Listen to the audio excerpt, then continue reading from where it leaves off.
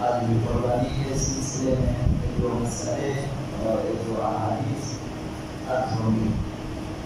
تو آج کا مسئلہ یہ ہے کہ مستحب قربانی میں وہ شرائط واجب نہیں ہے جو حد یہ واجب میں، یعنی واجب قربانی میں شرط ہے، وہ شرائط یہاں واجب نہیں ہے۔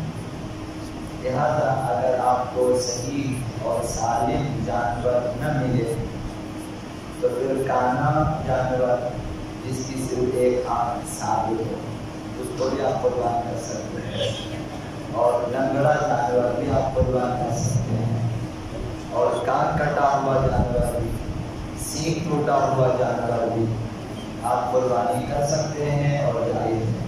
مستحب قربانی میں وہ شرائط نہیں، اگر ان شرائط کا لحاظ رکھیں بہتر ہے۔ حتی خصی جانور بھی قربانی مستحب قربانی کے لیے جائز ہے، کمزور جانور بھی جائز ہے۔ اگر احوط یہ ہے، احتیاط کے نزدیک تر چیز یہ ہے کہ تمام اجزاء حیوان کے سلامت ہوں اور قربانی کی شرائط میں موجود ہوں،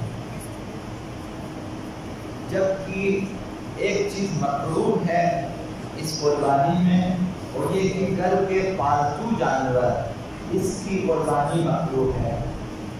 تو انسان ایسا کر سکتا ہے کہ اپنا جانور کسی کو دے اور اس کا جانور لا کے مثلا قربان کرے۔ پالتو جانور کی قربانی جسے آپ نے اپنے گھر میں پالا ہے اس کی قربانی کراہت رکھتی ہے۔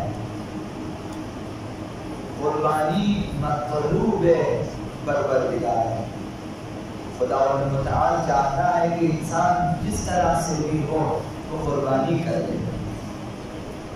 حضرت ام سلمہ ام المؤمنین زوجہ پیغمبر گرامی اسلام، انہوں نے پیغمبر خدا صلی اللہ علیہ وسلم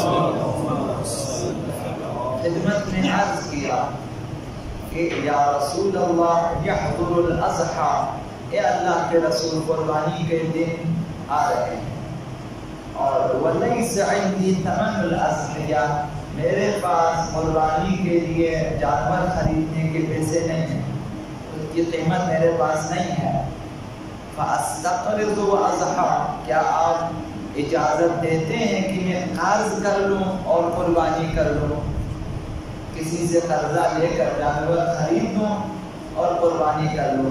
تو پیغمبر اسلام نے فرمایا استقرضی وضحی فإنه دین مقضی۔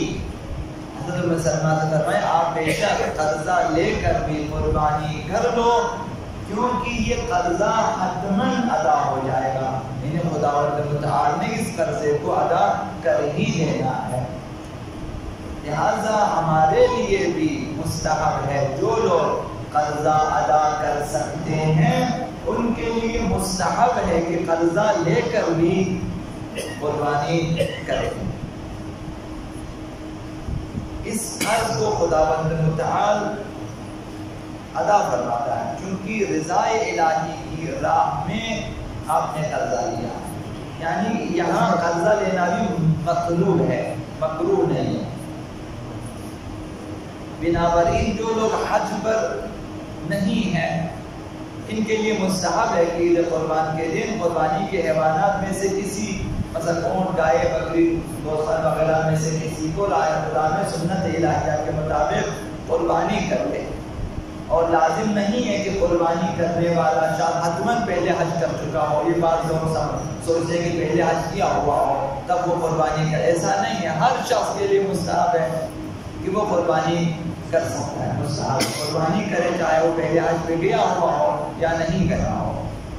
اور یہ عمل عید کے دن پڑھی جانے والی نماز کی طرح ایک عمل ہے، اس طرح عید کے دن نماز عید ایک عمل ہے، ایک مستحب عمل ہے اور ایک مطلوب پروردگار عمل ہے کہ ایسا عمل جس کی شریعت میں زیادہ تاکید کی گئی ہے۔ قربانی اسی طرح کا ایک عمل ہے، زیادہ تاکید کی گئی ہے۔ اس عمل سے معاشرے میں شعار الہی زندہ ہوتا ہے. لوگ متوجہ ہو جاتے ہیں کہ آج یہ سب گوسفند ذبح کریں، کیا خبر ہے؟ شعائر الہی کو اور احکام الہیہ کی طرف لوگوں کو متوجہ کرنے کے لیے، راہ خدا میں قربانی دینے کا جذبہ ان میں پیدا کرنے کے لیے ضروری ہے کہ جو لوگ قربانی کر سکتے ہیں قربانی کریں. یہ عمل فقہا نے لکھا کہ یہ عمل اسباب نزول رحمت الہیہ میں سے ہے. اگر انسان چاہتا ہے کہ اس پر رحمت الہی کا ہمیشہ سایہ رہے تو یہ عمل انجام دے، عمل قربانی.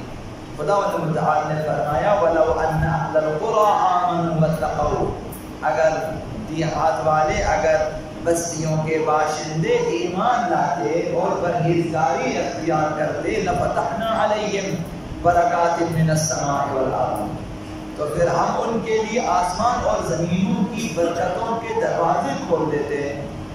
یہ جو عمل قربانی ہے یہ تقویٰ کی نشانی ہے، ایمان کی نشانی ہے. چونکہ ایمان اور تقویٰ کی نشانی ہے، خداوند متعال قربانی کرنے والوں کے لیے انشاءاللہ عزیز رحمت کے دروازے کھول دے گا. تو اسباب نزول رحمت میں سے ایک قربانی ہے.